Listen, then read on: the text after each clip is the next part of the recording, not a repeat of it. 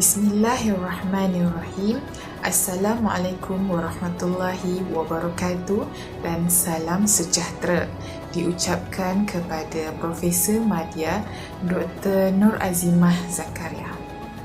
Baiklah, hari ini saya Siti Nur Aina Nabila binti Muhammad Ali, pemegang nombor kad matrik D20181082554, ingin mendeklamasikan sebuah sajak daripada kumpulan puisi, cermin adab dan mengambil satu sajak yang bertajuk Raja Surai. Jadi, saya akan mendeklamasikan sajak Raja Surai ini dan kemudian saya akan menceritakan serba sedikit mengenai sajak Raja Surai ini. Oleh itu, perdengarkanlah. Raja Surai, kasihmu pada mahtabul bahri, putri di alam laut. Kisahmu mengembara di alam sana, menaiki sebuah peti kaca, masuk ke dalam sebuah dunia namanya Dika dengan takdir yang maha kuasa. Raja Surai, kau putera yang bertuah dari keturunan yang besar nama dan pangkat, dari seorang raja yang hebat, Raja Iskandar penakluk yang sentiasa menghambat. Musuh-musuh dan sekutu yang menggelar diri mereka hebat juga dari Syahrul Bariah, yang mewariskan keturunannya sifat kasih dan sayang pada raja-raja yang terkemudian.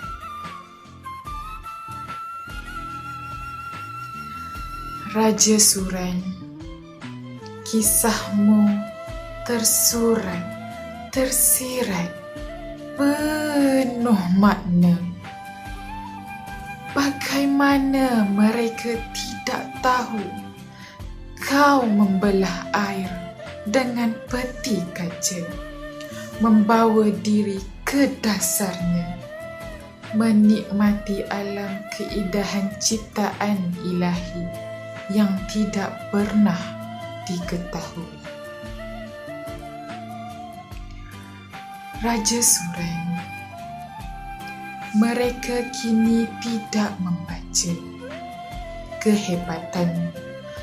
Kau mewariskan Raja Melayu dari titisan daulat 3 bersaudara dari alam laut ke Bukit Siguntang.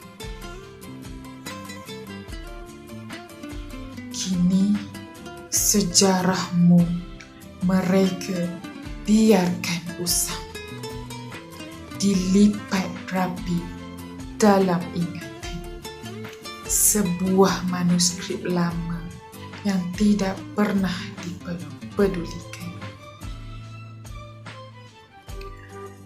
Kata mereka, apa diharapkan pada aksara yang usang? Sebuah tayangan dalam kasus minda, sekadar menjadi bahan bisikan tatkala orang lain mula menconteng arang.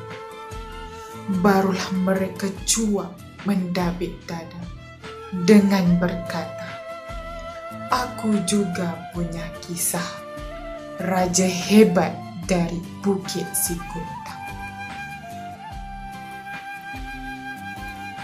Di noktah hubungan raja dan rakyat pada nama sebuah wadat, berteguh, berjanji bukan melihat siapa yang hebat, Waadat berteguh berjanji antara raja dan rakyat. Betapa gahnya keturunanmu, pintarnya akalmu mewariskan petanda Raja Iskandar pada zuriatnya. Raja Suran, kehebatanmu tiada dipunyai sesiapa. Manusia kini tidak tahu ada raja yang lebih pintar dari mereka. Teknologi tercipta terlebih dahulu. Raja Suran, putri dalam laut dan peti kaca. Tidakkah kau mahu membaca hebatnya Raja Melayu itu? Hebatnya kisah Raja Melayu itu. Oleh itu, berakhirnya sajak Raja Suran itu, maka saya akan menceritakan secara ringkas mengenai Raja Suran itu. Maka, saksikan.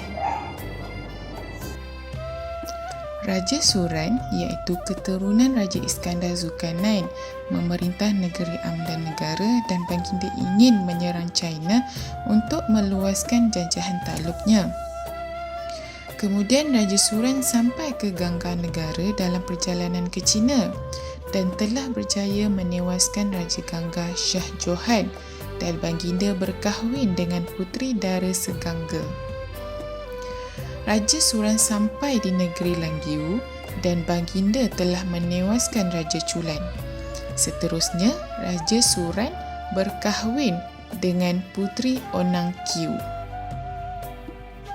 Setelah baginda banyak menaluki bumi di dasar, Raja Suran mempunyai perasaan ingin tahu terhadap alam di laut. Jadi, baginda meminta para pandai dan utus untuk membina peti kaca. Setelah siap peti itu, baginda pun masuk ke dalam peti kaca lalu ditenggelamkan ke dalam laut. Kemudian peti kaca itu jatuh ke bumi yang bernama Dika. Raja Suran pun keluar dari peti tersebut dan menikmati ciptaan Allah. Seterusnya, alam laut itu terdapat seorang raja yang bernama Raja At-Tabul-Ad dan mempunyai seorang anak perempuan iaitu Tuan Puteri Mahtabul Bahri.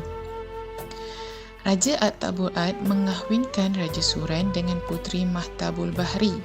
Setelah 3 tahun Raja Suran tinggal bersama isterinya, baginda dikurniakan 3 orang putera. Setelah baginda melihat anak baginda ketiga itu, maka baginda pun terlalu masyhur. Fikir baginda, apa kesudahan anakku diam di bawah bumi ini? Apa upayaku membawa dia keluar? Maka Raja Jin mengambil mahkota 3 buah dari dalam perbendaharaan Raja Sulaiman alaihi salam, dibawanya kepada Raja Suran. Maka diambil baginda dengan sukacitanya. Raja Jin pun bermohon lalu kembali. Raja Suran pun datang kepada Raja At-Tabul-Ad membawa mahkota itu. Maka kata Raja Suran, jikalau anak hamba ketiga ini sudah besar, hendaklah tuan hamba hantar ia ke dalam dunia supaya mahkota kerajaan Iskandar Zulkarnain itu jangan berputusan. Mahkota ini akan pakaiannya. Sahut Raja At-Tabul-Ad menyatakan baginda bersetuju dengan kata-kata Raja Suran itu.